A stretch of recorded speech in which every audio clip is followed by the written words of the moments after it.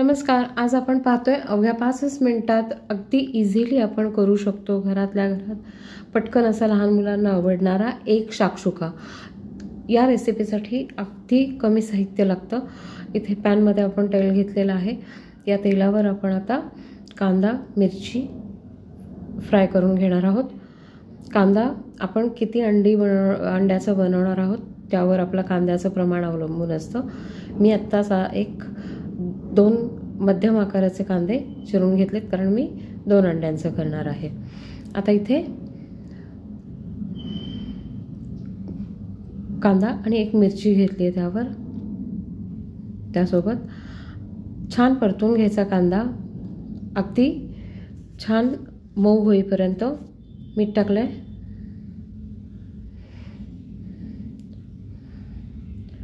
चवीपुरतं मीठ टाकलं की लगेच कांदा आपल्याला पाहू शकता रंग त्याचा बदलायला सुरुवात होते.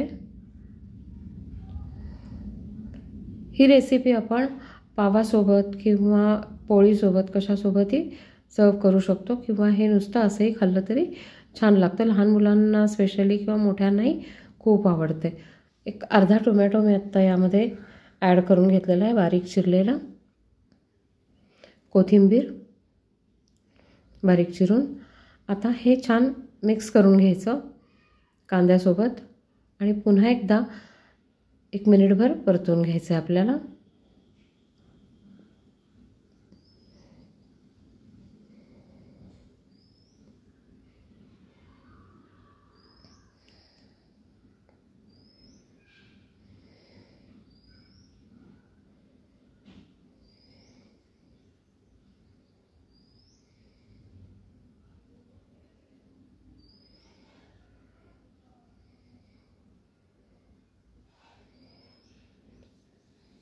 सगळं टोमॅटो वगैरे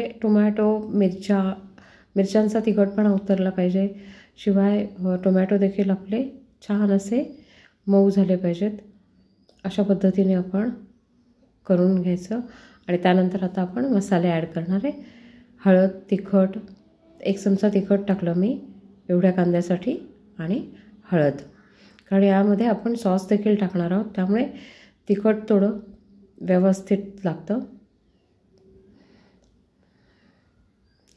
सॉसचं प्रमाण तुम्ही तुमच्या आवडीप्रमाणे टाकू शकता. पाहू शकता मी आता सॉस जेव्हा टाकेन तेव्हा तुम्हाला अंदाज येईल की सॉस तुम्हाला किती गोड हवं आहे कारण ही तिखट आणि गोड अशीच रेसिपी छान लागते. गरम मसाला आणि धणे जिरे पूड टाकली आहे. छान मिक्स करून घ्यायचे. हे सगळ्या गरम मसाल्यांचे आणि धणे जिऱ्याची जी आपण पूड टाकलेली आहे त्याचा फ्लेवर याला पूर्णपणे व्यवस्थित लागला पाहिजे. आता आपण सॉस ॲड करतो आहे यामध्ये. बघू शकता मी एवढा ॲड केला आहे आणि आता छान पुन्हा एकदा आपल्याला परतून घ्यायचं आहे. हा सॉस देखील या कांद्या आणि जे टोमॅटोचं मिक्सचर आहे यात छान असा मिक्स झाला पाहिजे.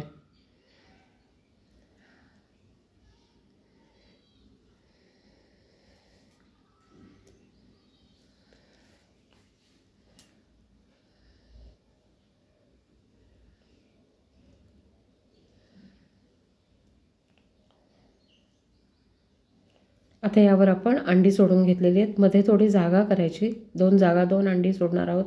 तर 2 अंडी आपण हे करणार आहोत तिथे सोडून घेणार आहोत आणि कोथिंबीर टाकून लीड लावून घ्यायचं आहे. अगदी 1 मिनिटभर लीड लावून 1 ते 1.5 मिनटं लीड लावायचं आणि पाहू शकता किती छान शिजलं आहे ते. साईडचा कांदा देखील अगदी ब्राऊन रंगावर झालेला आहे आणि हे जे अंडी आहेत आपली ही हाफ कुक्ड झालेली आहेत.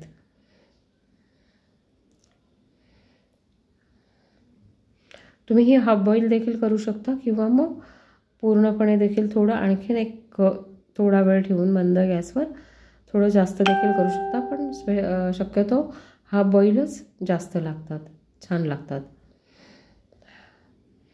पाहू शकता अशा पद्धतीने आपण कट करून 2 पावांसोबत 1 अंड आणि थोडंसं साईडचा पोर्शन असं सर्व करू शकता. व्यवस्थित हाफ बॉईल असं आपलं अंड तयार आहे आणि 2 पावांसोबत 1 अंड किंवा कसं तुम्हाला हवं त्या पद्धतीने तुम्ही सर्व करू शकता. कसा वाटला मैत्रिणींनो व्हिडिओ जर आवडला असेल तर प्लीज लाईक शेअर आणि कमेंट करायला विसरू नका आणि माझ्या चॅनलला सबस्क्राईब करा. थँक्यू.